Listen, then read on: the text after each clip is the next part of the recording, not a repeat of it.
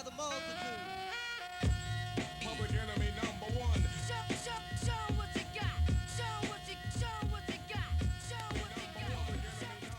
From the first haircut as a child until death, black men from all echelons of society gather in the neighborhood barbershop to converse, read, learn, dialogue, and debate about issues they are faced with every day. Shabazz Barbershop in Washington, D.C. is a representation of one of those shops. Well, the main purpose of Shabazz is to serve the people for haircuts. But we serve them any way we can. Anyway, they want to serve for is being uplifted, We try to set an example. None of the barbers in here smoke. Well, they recognize us as what we stand for. Clean living, clean cut, moral example. Try to live a nice, decent life. Because we got signs of no smoke, we're against drugs, stuff like that. I was brought up in that stuff. I remember I used to go to Barber Church, and I remember one time, my mother used to give me little nickels and dimes to put in the offering, And what I used to do is take the money and go spend it and buy some candy and stuff. Yeah. So then the Sunday school guy, he told me, that way at Barber Church, he told me I could not keep coming back to Sunday school unless I brought some money to put in it. I told my mother, and my mother done got me out of there. And then I went to Holy Redeemer because they want me to be a Catholic. I tried all that old kind of stuff like that. Then when I got locked up, in the early years, when I was like 17 and stuff like that, I started trying to be like a Muslim and stuff like that, So back in 1962, I was down in youth camp on the compound. I told all the brothers, this is 1962, man. I told all the brothers, I said, none of y'all give me the greeting. I said, because I don't believe in this stuff. And I have not backstepped one iota since then, and that's 30-some years ago. And I got a book this thick at home called Deceptions and Myths of the Bible. They take every passage in the Bible, they call it a lie, and they tell you where they got it from. I got the Book of the Dead, I got a Quran, I got all that stuff, so it ain't like I ain't trying to seek knowledge. But I don't see no proof of that stuff. And I think this is my own personal opinion. No one said this for me. I think that's the cruelest hoax that was ever perpetrated on mankind. And just my own opinion. See what I'm saying? Yeah, I remember I was in a place in New York called West Street. It's a federal jail. And I was going out west, like the Kansas, Leavenworth and stuff. And where that happened, they got what they call tanks up there. And that's a cell. But the cell have like 30-some guys in one cell, And so this guy came over to my bed, we were talking and stuff. And I told him, that came up, that I ain't believing no God. Right. And that guy like to went crazy.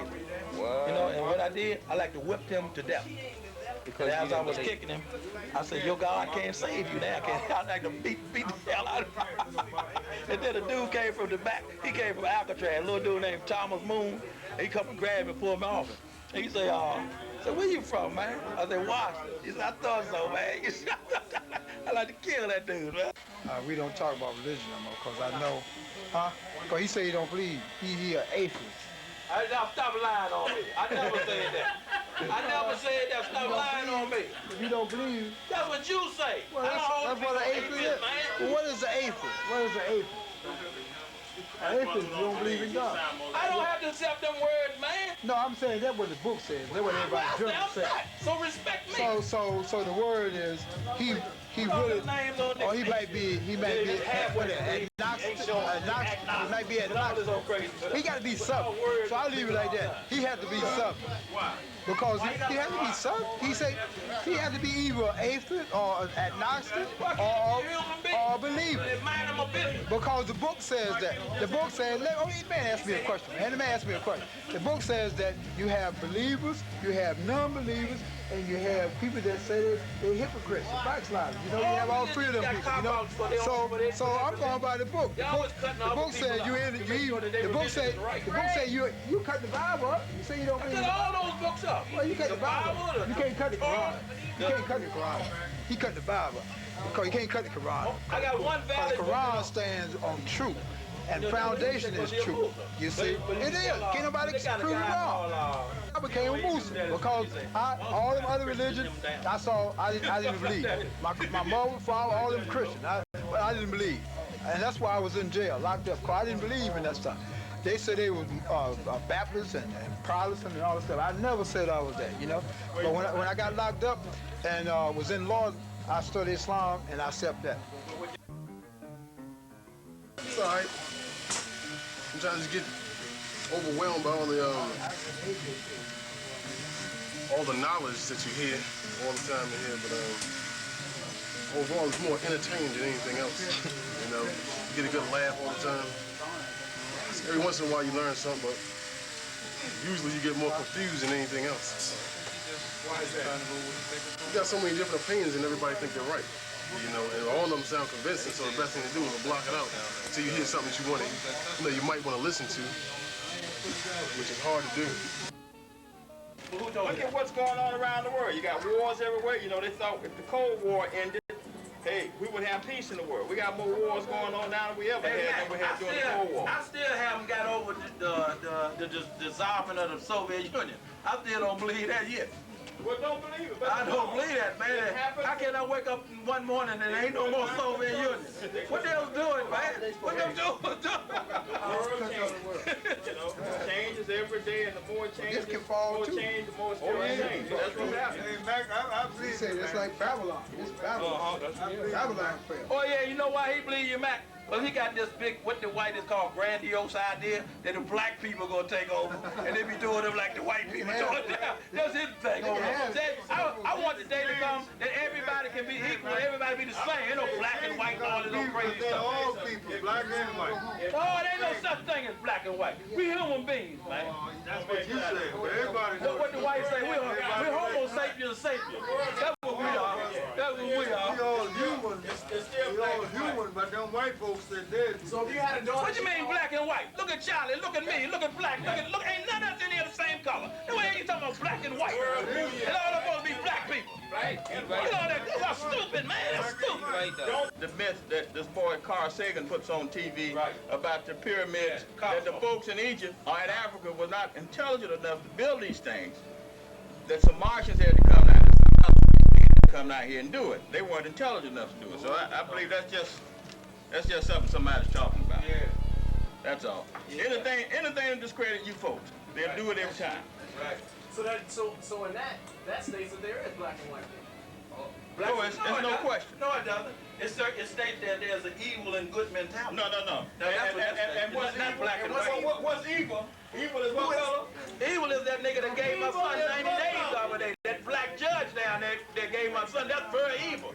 That nigga gave my son 90 days for breaking a nigga's jaw. Could have let him out. Really? Yeah. That's evil. And 3-year probation. If he thinking black, you know, this is young guy. If you get caught up with that black and white stuff, you in trouble. So he black thinking These white. niggas trying to do you in down there. He black thinking it's like Don't want no woman that uses straightening comb. Don't want no woman that traditional male role. I like women in those leadership roles like that. Why? Why should I? And I'm a man. Yes, the wrong man. The highest symbol of masculinity on the planet. A man. What was that again? I said the highest symbol of masculinity on the planet. A man. Spell that. Blink. B-L-I-N-K. Okay, got you. You asked him the wrong question. You asked him the wrong question. Because the true tradition of the barbershop is coming out now. That's right. I told you before, ain't no opinion from mine in it. So what do you think the role of woman is? Huh? What do you think the role of woman is? Have kids, fix the man food, and shut his damn mouth. How about that? I really mean that. I ain't cracking no jokes, nigga. That's how I mean. And that's why we all messed up now. Because everybody is playing out of character. You got women acting like men acting like women. And that's why we all messed up. Who told you that? I told myself that. See, don't for further reference, don't ask me who told me nothing no more. I told me all this, yeah? Who told you some dumb stuff like that? Crazy. Where'd you get that And education that's why we from? all messed up now. Where'd you get that education from? And then we go on to the feminine, and we always trying to make excuses for other lifestyles that not in conjunction with male and female. You know, crossover Just make styles and all excuses for that. your own We lifestyle. Don't worry about apologize for nobody that else's and make lifestyle. excuses for that too. You make barefoot and pregnant. I didn't say that. What you said that? No, that's what you just said. No, I didn't I just say put that. insurance where everybody would But I didn't say really that, though. break it down to where you had it. See, just like them other people, always putting words in people's I mouth. didn't put no words in I your didn't mouth. say what you just said. That's not what I said. I didn't Okay. say that at all. All right. See? Oh, I forgot cooking the man food too. I forgot about that. Okay, I forgot about that in the kitchen too. Have that food ready when I get home. Don't be out there fat mouth with the neighbors, man. Gossip.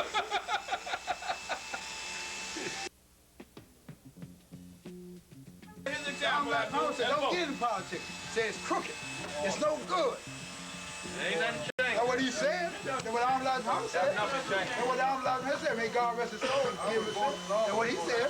That's what the man said. The one that woke me up. But he also said, Muhammad also said that he needed Muslim politicians. That's why Dr. Muhammad ran for Congress. You sure did? And, no, he didn't say that. Amlad Muhammad. You talking Farrakhan said that. No, Farrakhan did. He said that. Farrakhan did. Farrakhan did that. Amlad Muhammad passed. Yeah. What year? 1977. No, no, sir. 75. Right. Savior's Day. Okay, it's all a couple of years. So what? 75. Now I'm getting to a point. And up to that time, 75, none of the Amlad Muhammad followed Nation Islam voted. Well, that's why they made it. They did. Yes, They did. Come on, And you go and get it. They did not vote. And you know it, brother Dan. And you know it, brother Dan. And you know it. You just trying to prove B-Rock. You know it. I know I was in it. No, I'm asking it now. Well, why you keep changing? I said, Every time you give it out. you know what I'm saying. Change it. No, Y'all you don't. saying, and y'all talking about white people. And y'all just like whitey. Try to cross people up. You know what I said. You have to be able to. No, I said, I'm gonna ask him again. You have to be I'm able gonna to ask him express again. I'm gonna ask him yourself. again. Okay, do it, try it. Bro, Dad, the first time when you became a Muslim, when did you vote? I told you already. Since you became a Muslim. No, I told you already. See how you died. There will be no pictures of pigs shooting down brothers on the instant replay. There will be no pictures. If you're not a citizen of America, then where are you a citizen at? No. Answer that question now. Do you pay taxes? That's right. Why? Huh? But they force Because you I'm to. a citizen. But they force you I to. should pay Thank tax. you. I should pay tax. And I also should vote.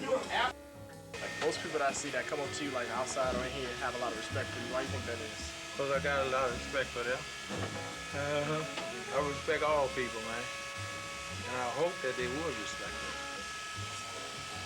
I think I get along with people damn better than I ever did in my life. One time I didn't mess with nobody. Wouldn't even speak to people. Very introverted.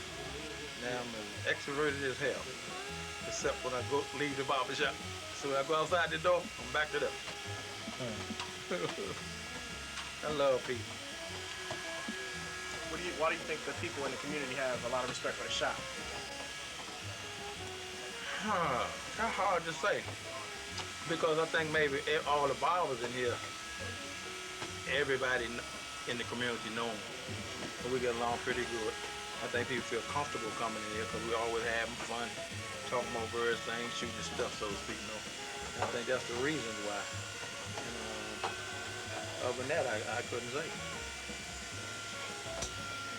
Maybe respect is the wrong word to use. Maybe people feel comfortable coming around here. Maybe we just don't respect our doing. That's kind of strong word to use, respect. You know, and everybody, we just have fun. You know, it's a fun place, man. Like a lot of, well, I won't cut other shops up. Ain't nobody drinking in here. Shut up! I heard that. Shut up! Hey, fool! I don't care if they go win 10 games, but we set a new record every time they win 10 games. You know that, though. 97 chance. Just like when a person comes into the barbershop, really he's coming to school. But you're going to learn a little bit about everything. Everything is controversial and don't take nothing serious. In other words, just like today, you might argue positive, tomorrow you argue negative on the same point. You know, it just makes everything live enough. This is where, Shabazz Barbershop is such a wonderful place for people to congregate. You know, a lot of people come for the argument, a lot of people come to learn. You know, they just sit over there and be quiet, and they get, an education. And that's what it's all about, learning. Over on a boat. When you join the military, you don't on a join boat on a for money. ship for 6 and 7 and 8 months. 8 months. Got looking in the middle of nowhere. No. Sacrifice. And then this is how they treat me. I get out, I done contributed my money to a GI Bill, not trying to go to school, and they deny me, saying you have to, and I'm meeting all the qualifications, and they deny me this so-called great military that I served in, sacrificed, missed my family. What grounds are they denying you on, if I may ask? What? I don't know. Well, you know, when I did in a case like that, I walked down and I said, I want to see the director, and I want to, and I'm going to sit here until I see him. I recognize he's a very busy man. I've been told I've been denied. And I also sent a light out with the Washington Post. I got an answer. I mean... I don't have no money to go to Atlanta, Georgia. That's where all the stuff goes as far as VA. Oh, no. As far as, you go down to headquarters right here. I've been down there. I've been on Vermont Avenue. I've been on North Capitol. All that stuff goes to Atlanta, Georgia when it concerns benefits as far as educational benefits. Don't bitch about it. Take the country to task. No, I'm not. And I fought and won. I won them all. Right. You can win because you have a chance to win. Yeah, I could have used the 10,000 too. I'm planning on getting my money. Okay, but this so-called great country we so-called serve. It's got a lot of flaws. It's got a lot of flaws. We know that. A whole bunch of flaws. A lot of flaws. And I can't even get a good job in D.C. I can't. I'm paying federal taxes, and they lying about me coming out there. I fight for my country 3 years. Man, I won't recommend nobody at all. But we all have different ideas of life and how life should be and the way we claim we live. Right. And it's based on upbringing, it's based on experiences, and it's based on people telling us things as we came up. Right. You know, and that's how it is. Right. Do young folks really care about the plight of black Americans in this country? Are they so caught up with their own things? Well, things are so tough now. See, we had the structure around when I was coming up that wasn't destroyed and shattered by integration. See, before integration, our communities were structured. We had the same people. Everybody had to live together. So you had positive role models and anybody else you can look at. And they didn't even use that term role model when we were coming up. That's something new that they've just thrown in here. But you had people to model your life after, I guess, to some degree. And that's not here anymore. People jumped up and they ran to the suburbs, they left the community, and the people who couldn't run stayed behind, and that's who's giving us a lot of hell today. A lot of hell today.